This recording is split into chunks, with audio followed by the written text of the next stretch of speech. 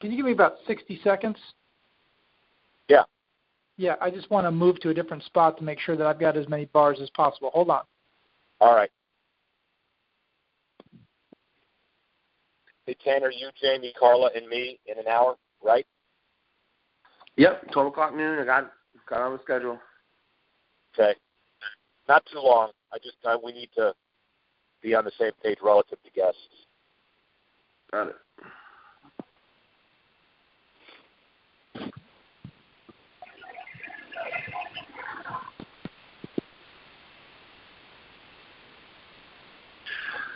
Okay, this should work. Yeah, it sounds better. Okay. Tanner, we good? Yeah, you guys can start whenever. All right. 3, 2, 1. Rick Horrow, keeping score. We always talk from the practical side of sports business, law, marketing, deal making, administration. You could argue it's all one big process, and we've talked about that a lot. We'll deal with the academic side, but also the practical side. The guy who's covered both waterfronts from his headquarters in St. Louis. Pat Rishe is the head of the sports law group department faculty at WashU, Washington University in St. Louis, one of the most esteemed schools in the country. He also has a company called Sports Impact, which deals with sports economic impact studies, which we'll get into as well. How are you? Good, Rick. Thanks for having me on. Absolutely. So, as a kind of a grizzled veteran in the sports law, sports business space, I go back, as you know, to the leather helmet days and beyond. Give me your perspective about how the business itself has evolved, broadly defined, over the last, let's say, 30, 40 years. And most importantly, what may be the biggest factor that's caused that evolution? Well, going to all these conferences and seeing all these young faces, I just feel like I'm getting old. I think that's the main thing I take away from the last couple of decades. But in particular, having a chance to go to a lot of the sports business journal events and conferences in the last couple of years, you're just impressed more and more to the degree to which technology is so critical. It's taking over the way the sponsorship and marketing world is being run.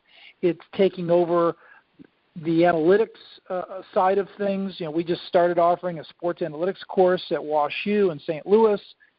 We had several tremendous speakers come in. Of course, you and I have both been attendees at the MIT Sports Analytics Conference. This was their 10th anniversary this year. So just amazing the degree to which technology, analytics, not to mention obviously going in hand in hand with this is the virtual reality, a big part of the new movement in technology. So you can't get away from just how important technology and analytics have impacted every single aspect of the sports industry. Pat Rishe, certainly a practical experience at WashU and otherwise. If you have people listening, and we have a lot of different kinds of listeners and viewers on this in this world here, and you're going to give them advice as to the diversification and the emphasis in what areas of business or law or in what you just said, tech, what would it be today? How do you best get ahead in this evolving world? Well, I think that a lot of it, you've got mergers and acquisitions. I think that's an area where people can focus on. I think on the ticketing side, becoming familiar with the ticketing technology. So obviously the StubHubs, the Ticketmasters, the SeatGeeks of the world. This is an area which is just going to keep evolving, this whole dynamic pricing model, which is no longer new. It's just simply proliferating. I think these are two major areas. And then, Rick, I'll throw something at you from my experience this past year at WashU. We had, we'll have to mention at some point this connection between WashU and the Golden State Warriors, and the owner that just last night was the Sports Executive of the Year awarded by Sports Business Journal, and that's Joe Lacob. But thanks to Mr. Lacob and some of the resources we have, we were able to bring in several guests this past year. One of them was Populous, John Shreve. He's an architectural designer, sports designer with Populous. and some of the things that they're talking about and the challenges they're facing in terms of designing new facilities, making sure they're green, but also, at least at the collegiate level, how can you build facilities that help bring fans? Because, if you've read stories the last couple of years, universities have had a hard time keeping their attendances up at both basketball and football games. So these are just some of the areas and niches that I see as being, growing and evolving niches. And obviously esports is arising as well. Well, and the other connection here that I'd like you to help me explore, you started with tech. We all should understand its evolution. It turns the business on its ear in a way, I would submit, because people need to be a lot more creative and a lot more flexible than they ever were. The media contracts that were done 5 years ago. Sorry to jump in. You were cutting out there. The levels dropped out. So you could just start from the top of that question in a better spot. All right. Sorry to interrupt. 3, 2, 1. So obviously a discussion of all of these issues, as you correctly point out, begins and ends with tech. And one of the situations has to be how nimble and flexible people in the industry need to be to stay ahead of that. Media contracts that were written 5 years ago relative to digital and second screen and all of those issues are either outdated now or have to be renegotiated or rediscussed. And so from your perspective, what is kind of the one biggest piece of this whole technologically evolving world? What's the impact of it on the business generally, with the people who practice in it and the kind of substance involved with it? Well, as it relates to sport media, there's no question that the ever-evolving ways that you can deliver sports content just creates more opportunities for sponsorships, for marketing, and even as recently as just this past week, on that particular note, you have ESPN talking about how they're now going to use some of these Nielsen metrics that help to try to better measure out-of-home viewership, which once companies like ESPN and Fox start reporting those numbers, that will no doubt increase their yield on sponsorship and marketing fees. But again, the technology, first of all, anybody that's a college student that's training in this area, or even someone that's maybe graduated a few years ago but didn't get quite the training on the tech side, you're going to have to play catch up or find a different avenue to pursue a career, because it just seems, as we've said before, Rick, that the tech side has really permeated everything, but especially in sports media, it just has, in my mind, created more opportunities for companies to monetize, ad space and the like. And for that matter, it's also I'm sorry to interrupt, but also when you think of arenas and stadiums where the telecast of games, where you can get more sponsorship and ad space, but even inside of arenas and stadiums, they can use that tech to try to, again, enhance the revenues that they can generate. Obviously, we've gone from a day where we just have a static ad that's in a facility for an entire season, but now with the digital side of things and the electronics, you can kind of have a dynamic ad where it's one company for one period of a hockey game and another company for another period. So it's just more inventory that has to be managed now by teams and leagues. It's all consistent. Pat Rishe knows what he's talking about. He runs the program at WashU in St. Louis. Let's talk about the academic side of what people are now studying. As I mentioned, in the 70s, when we were trying to figure out what sports law and business was, it was you're an agent if you can find some athlete who calls you an agent. And clearly, over the past 40, 50 years, it's evolved.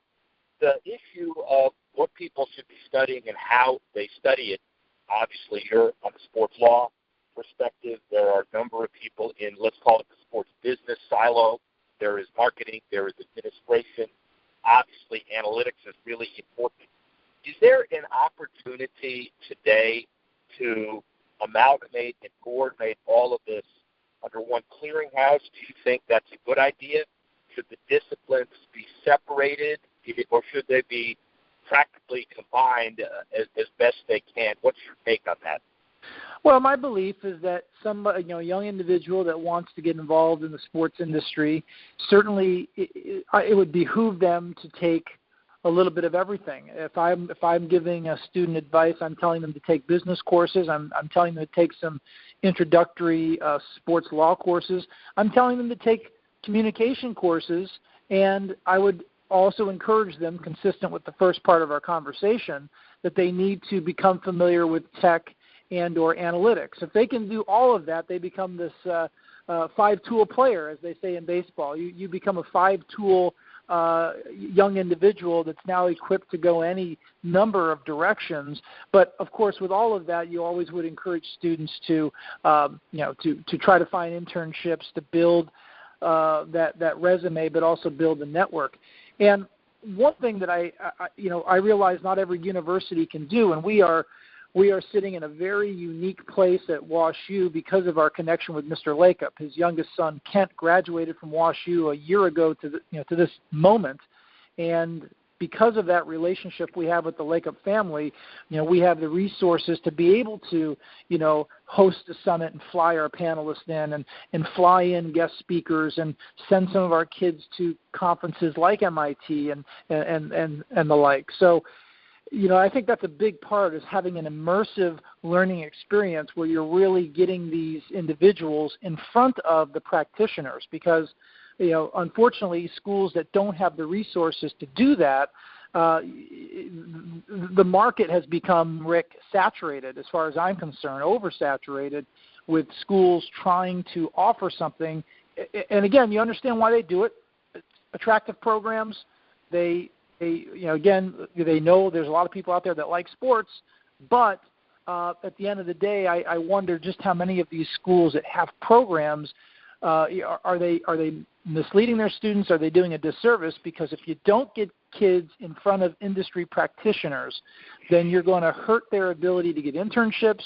You're not going to be able to have them have the same degree of networking. But again, I'm not blaming those schools, because I realize that not every school is sitting in the catbird seat with tremendous resources. Well, yeah, but it does create a series of, in some cases, misplaced or certainly different expectations for a graduate who may or may not be awarded a quick job. He certainly expects it because of the degrees that he gets, and that's another entirely different issue. Let's segue for a second into the economic impact of facilities and events and sports impact. You have a company with a novel approach to how to deal with that. Tell us about it. Sure, and I appreciate it.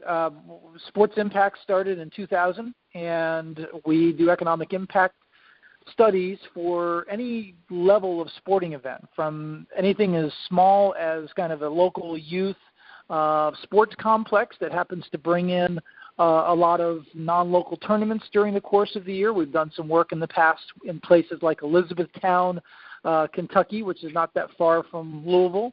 They have a really nice youth facility there, and we've done studies on the types of dollars that come into their community because of the various events they bring. And then on the other end of the spectrum, we've done the biggest events. I'm currently working on an impact study for this year's Super Bowl 50, that was just held in the Bay Area. So kind of doing our final estimates over the course of the next 4 to 6 weeks, and we'll have that study wrapped up by July 4th. So this will be our third Super Bowl in the last 11 years. So we run the gamut, and for a lot of these organizations, especially the smaller organizations, there's a lot of value to having some educated approximation of the visitor dollars coming in, because in many cases, these smaller communities, if they're self-financed, they need additional help from the local city or county coffers. And in some cases, this provides some justification for that, yes, we deserve a little bit more help and assistance. Here in St. Louis, I know the St. Louis Sports Commission, which is one of the more well-respected sports commissions in the nation, they've used some of my work in the past to help them at the legislature level, at the state level, to get some public resources to help them bid on events. So some of the major impacts of having these studies provided to these organizations. Pat, Rishe, clearly need to be entrepreneurial. Final question for you. Look at your crystal ball. you can't answer this one, which is precisely why I'm asking it. What does the industry look like 10 years from now, broadly defined? It's so ever changing. It's so dynamic. And some of the messages that we've hit home today, Rick, with the importance of tech and being kind of a multifaceted, multi-tooled industry professional, I feel like when I see my students and their talents, I feel like I need to take a year off and just retool and and go through some training programs myself, or else I'm going to be sitting on the sideline in 5 to 10 years. I just think that, we are moving.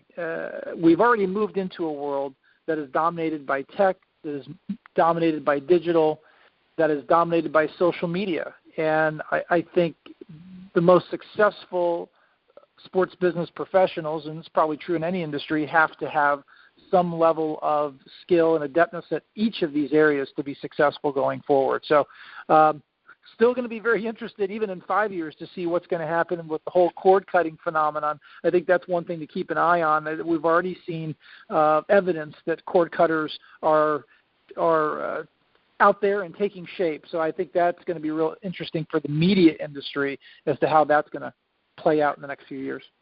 It is not a novel concept to assume that the younger people we deal with are smarter than us. It certainly has impacted me on a daily life. Patrick Rishe, thank you very much for your insight. Speak with you soon.